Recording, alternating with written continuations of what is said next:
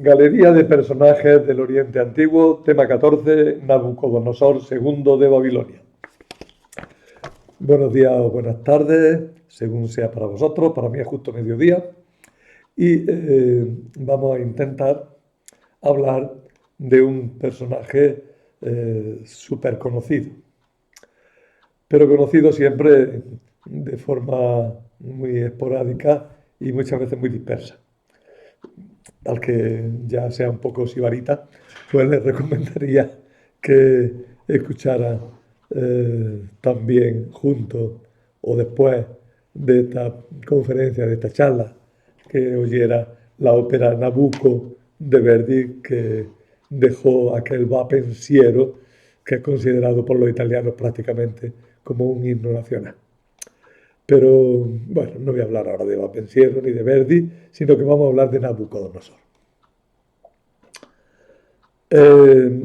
Nabucodonosor, aquí, bueno, esta figura, por supuesto, que hemos puesto aquí es absolutamente idealizada y no sé por qué parece más el rey de espada de la baraja que otra cosa, ¿no? Pero, pero bueno, tiene, incluso en ese dibujo tiene muchos elementos que nos remitirían hacia los babilonios. Los demás dibujos que hay dentro ayudarán más. Y sobre todo quizás este sello de Nabucodonosor, ¿eh? El sello de Nabucodonosor sí puede resultarnos más interesante. Es un sello encontrado en la arqueología, ¿no? Fijaros ahí si ese puede identificarnos más al personaje del que vamos a hablar. Alrededor, como veis, pone con toda claridad que es Nabucodonosor. Bueno, Nabucodonosor era hijo de Nabopolassar. Veréis que tengo un gusto especial por los nombres raros y que en este curso de nombres trabalenguas vamos bien despachados, ¿no? Ya hablábamos de Supiluliuma, de Asurbanipal, y ahora Nabucodonosor, de Nabopolassar. Nabucodonosor era hijo de Nabopolassar, el fundador del imperio neobabilónico, también llamado imperio caldeo. ¿Por qué imperio caldeo? Pues porque una de las invasiones que sufrió Babilonia fue la de los caldeos, un pueblo que venía de fuera, invadió la zona, se hizo con Babilonia y su clase dirigente pues se hizo con el poder. La palabra caldeo se utilizó luego mucho tiempo para designar a toda Caldea, para designar a toda Mesopotamia e incluso para designar la lengua aramea, se decía lengua caldea, ¿no? Bueno, el imperio neobabilónico, que es fundado por Nabopolassar, que se impone a otros pretendientes que quieren dominar Babilonia y aprovecharse de la debilidad y la caída luego de Asiria, pues se impone Nabopolassar, que es el fundador, y luego le sucederá su hijo Nabucodonosor. Tenemos noticias de Nabucodonosor a través de las inscripciones babilonias de su época. Es decir, hay inscripciones que se han encontrado en los templos y en muchos lugares y hablan de este personaje, de Nabucodonosor. También de algunos autores clásicos como Herodoto, Beroso, incluso Eusebio y algunos otros. También en la Sagrada Escritura es mencionado en el Libro de los Reyes y en Daniel y en algunas menciones sueltas. Ahora después lo explicitamos mucho más, como la de Judith 1.1. Su nombre en realidad era todavía más difícil de lo que hemos dicho, ¿no? Su nombre era Nabucudurri-Usur y es transcrito de muchas maneras. En español se impuso la forma griega Nabucodonosor. En inglés se le suele llamar Nebuchadnezzar, ya vas a ver cómo lo pronuncian los ingleses, o Nebuchadnezzar, ¿no? Los italianos, para simplificar, le llamaron Nabucco. Por eso la ópera Nabucco es una ópera basada en la Biblia, en el libro de Daniel, sobre este personaje, ¿no? Nabucodonosor. Es interesante porque nos da la imagen que de Nabucodonosor se ha tenido en Europa hasta el siglo XX. Parece que el año 610, este personaje, Nabucodonosor, tenía ya algunas tareas militares que le había encomendado su padre. Nabopolassar le encomendó también algunas labores en la reconstrucción del templo de Marduk, el templo principal de Babilonia, el templo del dios principal de Babilonia. Incluso algunos dicen que trabajó como obrero, o sea, en el templo, ¿vale? Tuvo responsabilidades en la construcción del templo principal de Babilonia ya en tiempos de su padre Nabopolassar. Cuando Nabopolassar luchó contra los asirios en el año 607 a.C., Nabucodonosor comandó el ejército babilonio y cuando el rey Nabopolassar volvió a Babilonia, su hijo Nabucodonosor continuó dirigiendo el ejército. Logró notables éxitos militares y venció a los egipcios en Carquemis y Hamas, asegurándose de esa manera el control de toda Siria. Sí, aquí está. Aquí iba a ver el mapa. A ver, ¿cómo lo pongo? Es que donde tengo puesto el dedo es Carquemis. A ver si esto enfoca bien. Ahora sí, ¿verdad? Carquemis. Veis ahí a la izquierda Imperio Lidio, luego Cilicia y debajo de Cilicia Carquemis. Y Harran escrito de una forma rarísima, con KH. Harran. Este mapa de lo que luego fue el imperio de Nabucodonosor lo he tomado de un libro que es muy bueno, de Lara, Federico Lara, y tiene es de unos cuadernos. Los cuadernos se llamaron Historias del Mundo Viejo, pero más que cuadernos son libros muy en condiciones. Y el libro que habla de los sumerios, luego después habla de toda Mesopotamia y habla de la época de Nabucodonosor también. Y aquí pues pone este mapa de lo que abarcó el imperio de Nabucodonosor.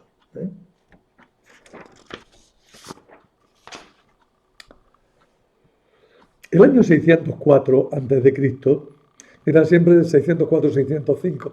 Siempre hay un año más o menos en todas estas cifras.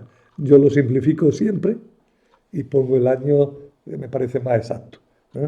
Pero siempre hay que decir que trabajamos con más o menos uno. El año 604 a.C. murió en Babilonia Nabopolassar, por lo que Nabucodonosor, que estaba en campaña guerrera, tuvo que volver rápidamente a Babilonia para hacerse cargo del reino y ahogar así cualquier posibilidad de que hubiera un intento de disidencia y alguien le quitara el trono. Por eso de que quien se fue de Sevilla perdió su silla, que en aquella época se practicaba con un gran rigor. Si es que Nabucodonosor, cuando le llegaron noticias de la muerte de su padre, se montó a caballo y hasta que no llegó a Babilonia no paró, porque le interesaba evitar cualquier intento de disidencia. Le interesaba muchísimo. Muy pronto, sin embargo, dominó todo, quedó asegurado el reino, no había nadie que le hiciera la sombra, estaba claro que era el rey, y ahora sí, enseguida se volvió a la zona de Siria y de Canaán, donde recibió el vasallaje de Judá y de otros estados de aquella región. Sin embargo, parece que tuvo una derrota frente a los egipcios y eso le hizo reanudar sus campañas, ya que algunos vasallos de la zona le volvieron a negar tributo. En esta primera época, sobre todo en la zona de Siria y Palestina, y en contraste con Egipto, Nabucodonosor tiene un va y viene que es largo de detallar y lo que matizo muy rápidamente aquí en los apuntes, pero quedaros con que va y viene constantemente porque tienes constantemente que aplacar sublevaciones de gente que quiere apoyarse en los egipcios, que les prometen el oro y el moro, luego no les dan nada, pero Nabucodonosor tiene que someter a todos estos estados continuamente. Lo vemos en el caso de Judá. Primero tiene que someter a Joaquín, bueno, muy bien. Luego Joaquín intenta rebelarse, eh, se muere o lo matan Joaquín, y entonces su hijo ya está reinando cuando Nabucodonosor le da tiempo a llegar. Nabucodonosor quita al hijo, se lo lleva con él, pone a Sedecías como rey. Sedecías de nuevo intenta aliarse con los egipcios, de nuevo Nabucodonosor tiene que venir. Veis que hay un ir y venir, porque los reyes eran muy inestables, las alianzas se pasaban de un lado a otro. En el fondo había una cuestión. Los egipcios estaban vendiendo muy bien que Nabucodonosor no había podido con ellos totalmente. Y entonces todos estos pueblos que tenían que pagar tributos bastante serios a Nabucodonosor se dejaban engañar por los egipcios y se pasaban a ellos, ¿no? Y Nabucodonosor volvía constantemente para decir a los egipcios que allí quien mandaba era él. Eh, Bien, creo que he resumido un poquillo esa época. Dirigió luego su esfuerzo a la frontera este de su imperio. ¿eh? Había trabajado en el oeste, ahora se vuelve al este del imperio. Tiene que atravesar el Tigris ¿eh? y, y someter a los elamitas. Para ello tendrá que hacer, ahora lo veremos, una alianza con los medos. También tuvo que enfrentarse a una rebelión interna en Babilonia hacia el año 595. Pero controló bien el este, controló bien Babilonia y volvió otra vez a emprender campañas militares por Siria. Por la Biblia sabemos que volvió a intervenir en Jerusalén cuando Sedecías, confiando en Egipto, le negó el tributo. Contra la opinión de Jeremías, que Jeremías le decía, se decía, no seas tonto, no te subleves, que los egipcios no te van a apoyar. Pero Joaquín y el partido pro-egipcio, se decía, y el partido pro-egipcio tenían más fuerza que Jeremías y el partido pro-babilonio. Y entonces el rey se volvió a sublevar y ya vino Nabucodonosor y conquistó Jerusalén y se llevó a todo el que sabía hacer algo, se lo llevó a su tierra, a Babilonia. Allí volvió a intentar dejar otro personaje que era Godolías, pero a Godolías también lo mataron y los poquillos que quedaban tuvieron que huir para no tener más represalias de los babilonios y la zona tuvo que ser repoblada con gente de otros países. Como veis, el desastre de Judá fue total, pero Nabucodonosor pudo controlar toda esta zona. Los babilonios en realidad, bueno, también atacaron a Tiro en un sitio, en un asedio que dice Flavio Josefo que duró 13 años. Es que ahí hay 30 años de la vida de Nabucodonosor de la que no sabemos casi nada. Y son 30 años, porque parece que ya lo tenía todo muy bien asentado. Se fue a Babilonia y a arreglar edificios y a poner placas en las que no habla de sus guerras, sino que habla de su piedad religiosa y de sus reconstrucciones, ¿no? Los babilonios en general es que deseaban recuperar la antigua grandeza espiritual, cultural, legislativa y económica del antiguo imperio de Hammurabi, y querían a toda costa evitar que los pueblos de la periferia pudiesen suponer un peligro para su imperio. Algunos dicen que quisieron heredar el espíritu de Asiria y su espíritu expansionista. Otros dicen que no, que lo que quisieron heredar fue los beneficios de Asiria, pero no meterse en más líos expansionistas que los estrictamente indispensables para que los países de la periferia no los molestaran. Para afianzar su frontera norte, Nabucodonosor hizo un pacto con los medos, pacto que selló con su matrimonio con una hija de Ciáxares, rey de los medos, llamada Amuja. En otros sitios la llaman Amiwis o Amisis. Bien, en la mayoría de los sitios leo Amuja. Y después de eso se viene otra vez al oeste completo, y se internó en Cilicia, en el sur, por donde ha estado el terremoto terrible ahora. Y desde allí, desde Cilicia, trabajó para hacer que los lidios y los medos se entendieran bien y así le garantizaran a él de paso su frontera norte. Nabucodonosor tenía garantizada su frontera norte por un pacto con los medos y con los lidios y pudo desentenderse de ese problema. En cambio el sur lo tenía siempre inestable, como hemos visto, por culpa de los egipcios, hasta que ya los dominó del todo, dejó bien asentado su poder en la zona de Siria y de Canaán y se quedó ya más tranquilo. En las inscripciones halladas en Babilonia, ya lo he dicho un poco, pero insisto, se habla poco de las campañas militares de Nabucodonosor y se insiste en su actividad constructora y en su piedad religiosa. Él quiere mostrarse como un príncipe pacífico, pacificador, civilizado, gran constructor.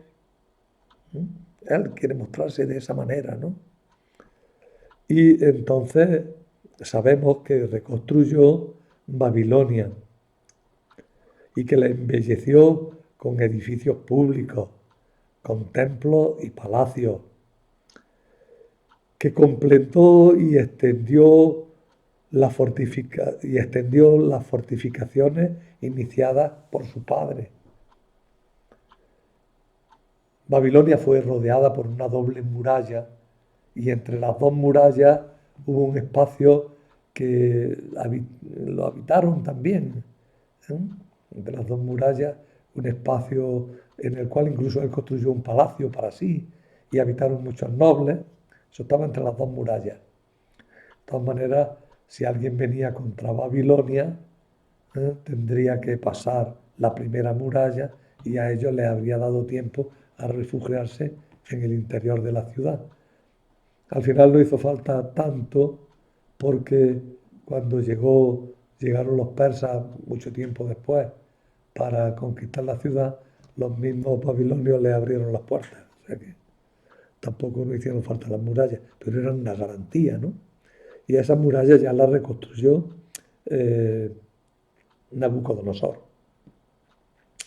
Construyó un gran foso, pavimentó el camino procesional, ceremonial, que iba hasta la puerta de Ishtar, y los pavimentó con piedra caliza, que fuera blanco. Reconstruyó y embelleció los templos principales, rehabilitó los canales que rodeaban la ciudad, abrió grandes avenidas. Lo que pasa es que yo cuando leo todo esto me pregunto un poco sobre esta Babilonia tan, tan bonita, tan bien, si contamos con el clima, porque el clima de esta zona es muy duro, ¿eh? El invierno puede llegar a ser muy duro y los veranos son horrorosos, ¿no? Pero bueno, supo aprovechar también el agua de los alrededores y así aprovechó todo lo que le venía bien para reconstruir una ciudad bella y hermosa, en la cual sus palacios, los templos y los jardines colgantes pues tenían una gran belleza. A él, a Nabucodonosor, se le debe la gran puerta de Istar, ¿eh? Ese conjunto azul de edificaciones que tenéis ahí, ¿no? Sobre la puerta de Istar encontráis en internet todo lo que queráis, ¿eh? Aquí una de las figuras que están grabadas en los muros, ¿verdad? Eso que se ve ahí más oscuro, en realidad es azul brillante, ¿eh?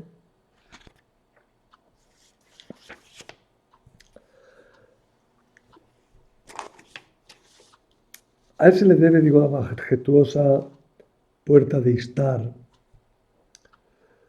que es un conjunto de 8 puertas, una detrás de otra, cuyos muros estaban revestidos con azulejos de intenso color azul y decorados con seres míticos.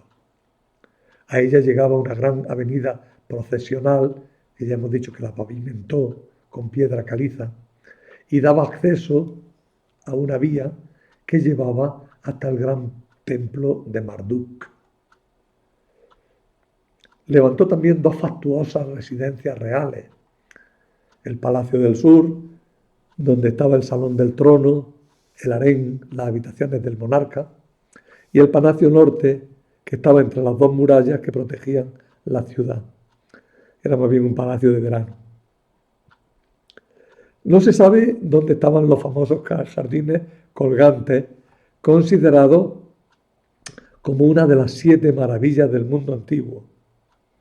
Se dice que el rey los mandó plantar para que la reina Amúa no los echara de menos. Es decir, ella se había criado en Media, en la zona de los Medos, donde había bosques y jardines, y para que la princesa allí en Babilonia, que era más seca, no echara de menos sus bosques y sus jardines, pues le habrían construido esos jardines colgantes que fueron luego considerados como una de las 7 maravillas del mundo. ¿Eh? Lo que pasa es que no se han encontrado restos arqueológicos que sostengan esta idea de los jardines colgantes. Incluso algunos dicen que ha habido ahí una transposición, que los verdaderos jardines colgantes estaban en Nínive, ¿sí? Y que luego después, por esas cosas de las leyendas y de la historia, pues se trasladaron los relatos a Babilonia, ¿no? El caso es que siempre se ha hablado de los jardines colgantes de Babilonia como una de las grandes maravillas de la ciudad. A propósito de qué eran en concreto esos jardines colgantes, bueno, a mí me da la impresión de que lo que eran era una especie de patios de Córdoba, llenos de macetas preciosas, muy bonitas y muy bien colocadas, ¿no? Otros dicen que no, que eran como terrazas en las que estaban eh, sembradas de toda clase de árboles y de toda clase de flores, ¿no? Bueno, hay muchas leyendas alrededor y no sabemos qué.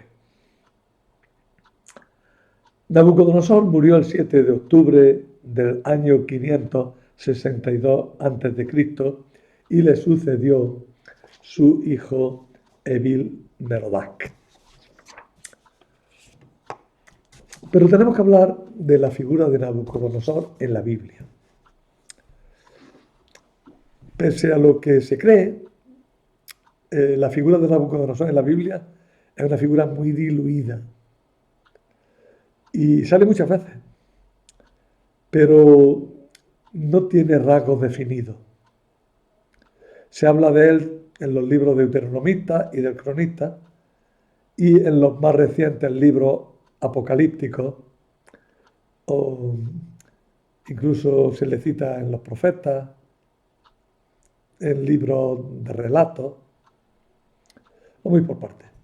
En los libros de los reyes y las crónicas se mencionan sus campañas contra Jerusalén. En Esdras se recuerda que él fue quien llevó a los judíos a Babilonia con el ajuar del templo. Este tema del ajuar del templo que Nabucodonosor se llevó a Babilonia reaparece siempre que se nombra a Nabucodonosor. En el libro de Judith, curiosamente, se dice que era rey de Nínive, no de Babilonia, ¿eh? Y que tenía a Arfaxad como aliado y que envió a Holofernes, nombre persa, a conquistar Betulia, donde se resistían los judíos contra el poder de un Nabucodonosor divinizado. Este primer verso del libro de Judith hay que comentarlo muy, muy largamente, pero baste decir que no quiere hacer historia, sino que es un versículo claramente ideológico. Cuando lleguemos a hablar de Judith, hablaré un poquito de eso. Bueno, aquí no, en este curso no estoy hablando de Judith, pero bien, tened en cuenta que ese Nabucodonosor del libro de Judith es un Nabucodonosor ideologizado. También está mencionado en Esther, Jeremías. Jeremías llega a decir: ahora he entregado estos países a mi siervo Nabucodonosor. Habla el Señor. Ahora he entregado estos países a mi siervo Nabucodonosor, rey de Babilonia, e incluso le he sometido los animales salvajes para que lo sirvan. Este tema de los animales salvajes es un tema que había ahí rondando a la figura de Nabucodonosor, como ahora veremos. Baruch y Ezequiel también lo mencionan, pero es en el libro de Daniel donde la figura de Nabucodonosor adquiere gran relevancia. Él es el rey que selecciona a los jóvenes judíos para que estén a su servicio. Isaac, Abdenago, Daniel, les cambia el nombre, ¿no? A Daniel lo llamará Baltasar, los pone a su servicio, e incluso estos entonces guardan su ley, pero son más respetados que todos los demás compañeros que están al servicio del rey. Luego, cuando tuvo sueños, Nabucodonosor consultó a Daniel, pero además lo consultaba hasta con truco. Me tiene que decir el sueño y lo que significa. No solo lo que significa, sino el sueño, porque si no me va a engañar como pretenden engañarme mis adivinos, ¿no? No. Bueno, pues Daniel le interpretará, le contará su sueño y lo que significa. Sueña con una estatua, ¿no? Y de oro, la cabeza, el pecho de plata, el ojo de bronce, es la famosa imagen del que soñó Nabucodonosor, ¿verdad? Luego también se va a hablar bueno, esa imagen es apocalíptica, son los periodos de la historia de Babilonia y de la historia de los judíos también, ¿no? Los reinos que se van sucediendo. Luego después Nabucodonosor mismo hace fabricar una estatua de oro de él y hace que todos la adoren. Claro, los judíos se niegan a adorarla y entonces coge a los jóvenes y los manda y los echa a un horno encendido, pero allí los protege Dios. Luego más tarde se nos hablará de que a Daniel fue echado al foso de los leones también, se van superponiendo los temas. El libro de Daniel, en ese sentido, es un libro de relatos edificantes, que hay que tomarlos con mucho cuidado, porque lo único que pretenden es decirnos que seamos buenos, y no hacer historia auténtica. Son ejemplos de catequesis, no ejemplos basados en la pura historia. Sin embargo, pues eso se presenta a un Nabucodonosor poderoso. No logra quemar a los judíos ni logra que los leones se coman a Daniel, pero acaba reconociendo el poder del Señor. Sin embargo, se nos dice que un día se puso soberbio y empezó, soñó también con un árbol que fue herido y destruido. Ahí en ese árbol ya se presagia el castigo que él va a tener. Poco tiempo después cuenta Daniel que el rey se ensoberbeció de su poderío y Dios lo redujo al estado de las bestias. Dice el relato, fue alejado de los hombres, comía hierba como los toros y su cuerpo se empapaba del rocío del cielo hasta que el cabello le creció como las plumas de las águilas y las uñas como las de las aves. Al cabo de los días, yo, Nabucodonosor, claro que cambia la persona narradora, alcé mis ojos al cielo, recobré la razón y bendije al Altísimo, alabé y glorifiqué al que vive eternamente, porque su dominio es un dominio eterno y su reinado de generación en generación. Pero esta historia de el rey Nabucodonosor reducido al estado de las bestias hizo fortuna, y es la que aparece en el Nabucco de Verdi, de la ópera, y también en este cuadro muy famoso de Blake. A ver si lo puedo poner. Es un cuadro muy famoso,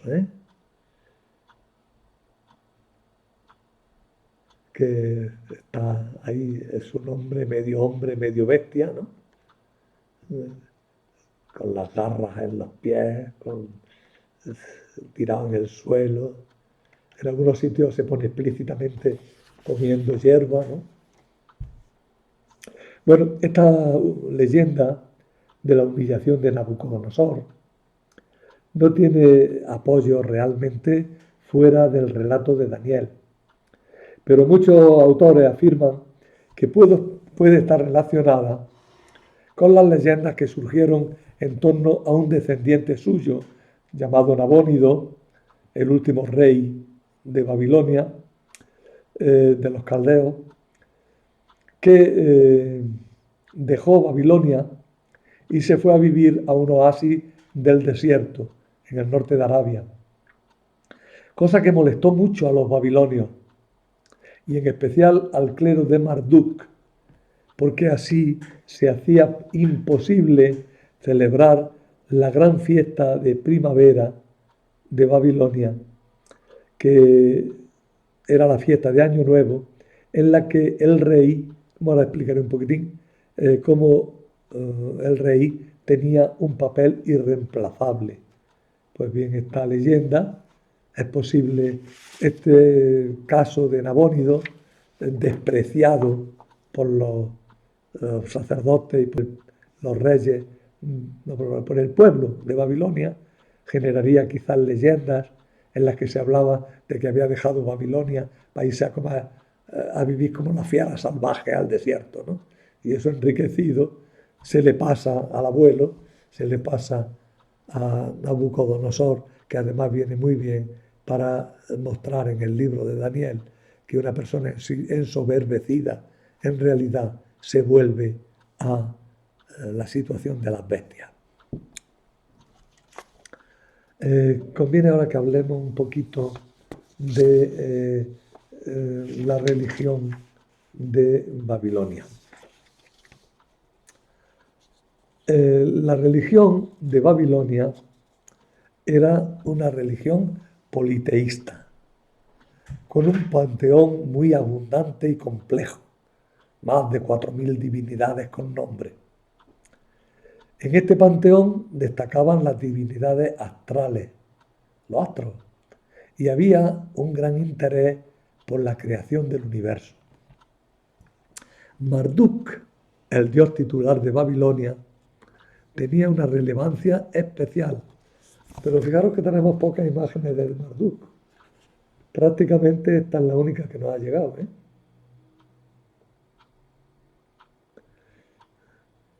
No sé si habrá alguna por ahí de Marduk. Es que no he encontrado otra, ¿eh? Llevo mucho tiempo buscándola, ¿eh? Marduk era el dios titular de Babilonia y tenía una relevancia especial. En el mito cosmológico de creación del mundo, llamado Enuma Elish, cuando en los cielos, tuvo un papel de protagonista Marduk. Se le consideraba como una divinidad civilizadora y protectora de los humanos. ¿Veis lo que he dicho antes de Nabucodonosor, que quería pasar como un rey pacificador? ¿Eh? Eso le pasó a más de un conquistador. ¿Eh? También más adelante Augusto se presentará como el que trae la paz de Augusto, ¿no? Bien. Pues Marduk es un dios civilizador, protector de los humanos. Cada año se celebraba un ritual llamado de Año Nuevo que tenía enorme importancia, porque se consideraba que con esa fiesta, en la que el rey era destituido y humillado y luego renovado en su poder, con esa fiesta se lograba mantener el equilibrio y la renovación de la creación y del reino. De ahí el enfado de los sacerdotes de Marduk cuando no pudieron celebrar esa fiesta porque Nabónido, que era más devoto de la diosa de la luna, pues se trasladó allí a un santuario lunar, o parece, por la zona de Arabia, ¿eh?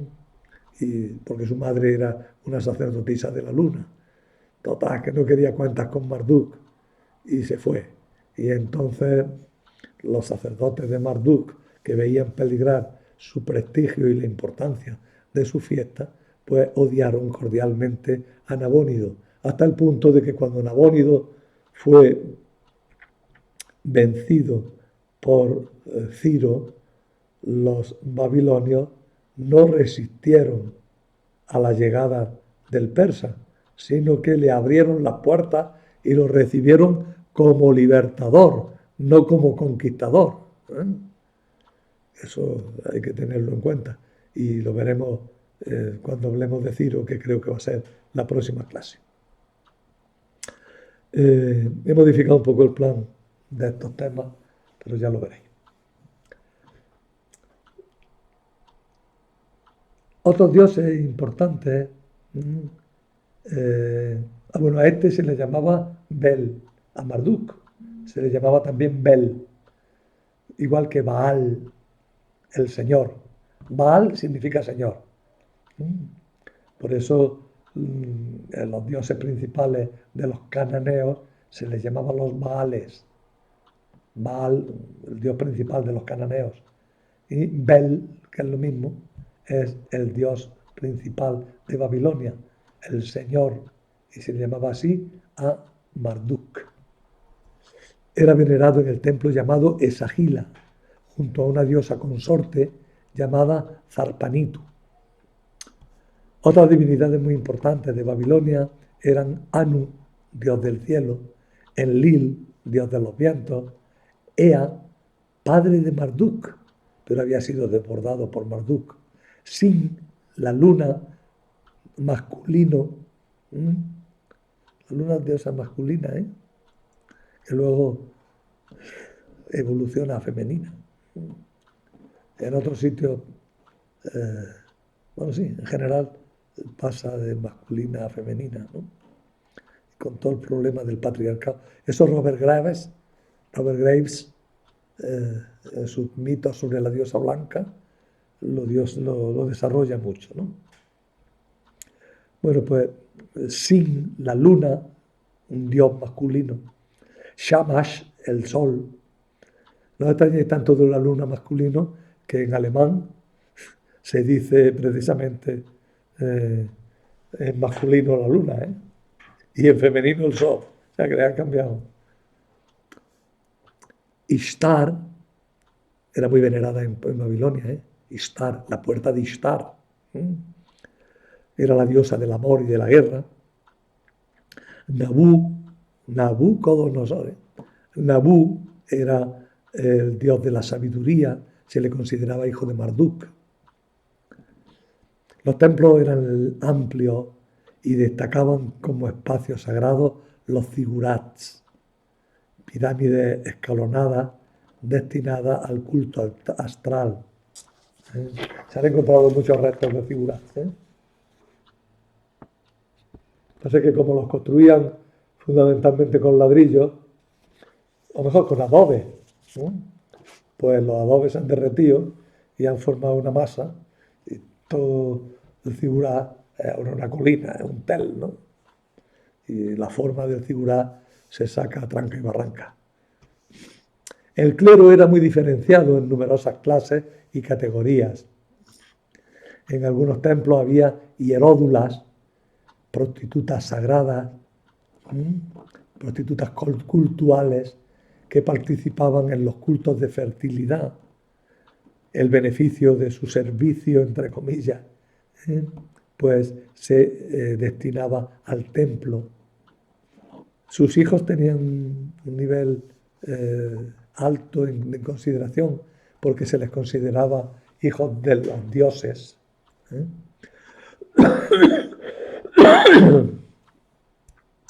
Había mucho culto a la fertilidad, pero la gente sencilla se refugiaba en la magia y en la hechicería.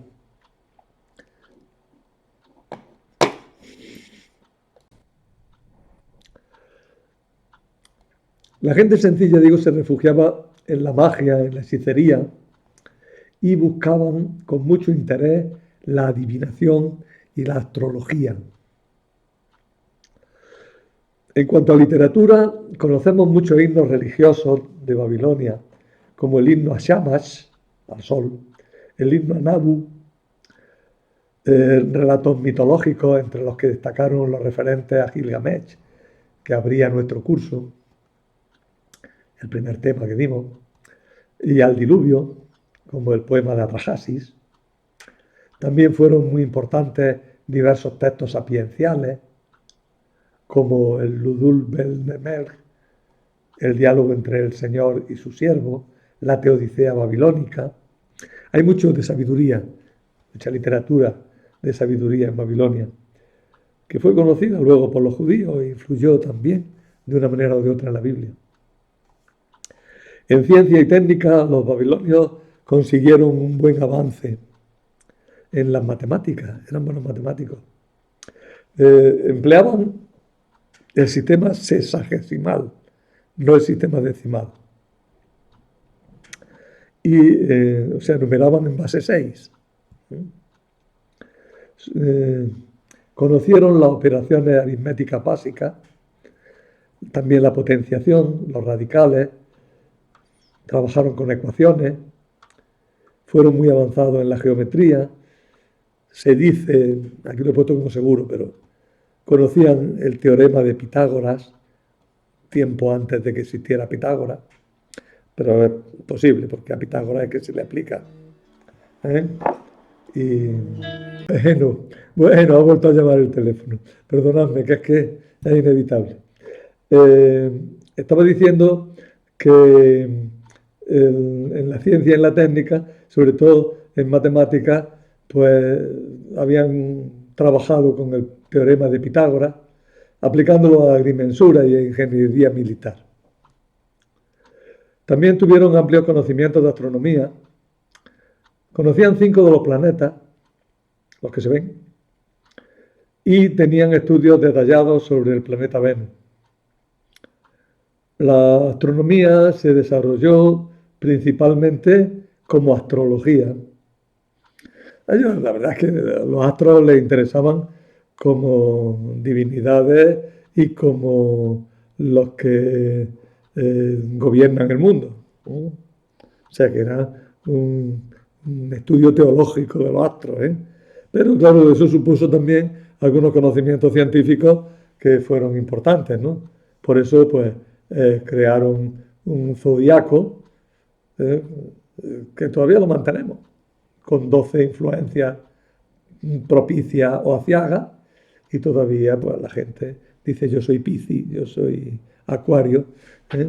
Aunque sabemos todos muy bien que eso no puede ser, pero resulta que sí puede ser. Bueno, vale. Los antiguos pues creían en esa cosa. Bueno, ten en cuenta que en eso de los zodiacos y todas esas cosas ha creído gente tan ilustre como nuestro Felipe II, que sabía hacerlo muy bien, ¿eh? Y la gente estaba convencida de que las cartas astrales y todo eso pues eran cosas muy serias. Sin embargo, San Agustín ya los critica, ¿eh? Los critica muy seriamente. Pero es San Agustín que vive en el final de la época romana y todavía no ha entrado a la Edad Media, del todo. Y entonces los critica eh, muy duramente ¿cómo es? Los, el zodiaco, se me ha ido la palabra, perdona, los horóscopos, los critica, ¿no? Eh, pero bueno, fijaros, eso ya tiene origen en los babilonios.